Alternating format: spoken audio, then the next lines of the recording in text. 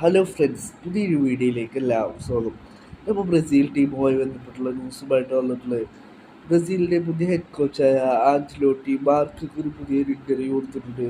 ആ ഒരു ഇൻ്റർവ്യൂവിൽ പറയുന്നു തൻ്റെ ബ്രസീൽ റയൽ മാഡ്രിഡ് പോലെ കളിക്കണം എന്നാണ് ഇപ്പോൾ ആഞ്ചലോട്ടി പറയുന്നത്. അത് ഈ ഒരു സീസണിലെ റയൽ മാഡ്രിഡ് അല്ല എന്നും അദ്ദേഹം പറയുന്നു. ലാസ്റ്റ് ഇയറിലെ റയൽ മാഡ്രിഡ് പോലെ തൻ്റെ ബ്രസീൽ കളിക്കണം എന്നാണ് ഇപ്പോൾ ആഞ്ചലോട്ടി പറയുന്നു. പിന്നീട് തുടർന്ന് പറയുന്നു ബ്രസീലിൽ മികച്ച ക്വാളിറ്റിയുള്ള താരങ്ങളുണ്ട്. യൂറോപ്പിലേക്ക് മികച്ച താരങ്ങൾ വരുന്നത് ബ്രസീലിൽ നിന്നാണെന്ന് അദ്ദേഹം പറയുന്നു.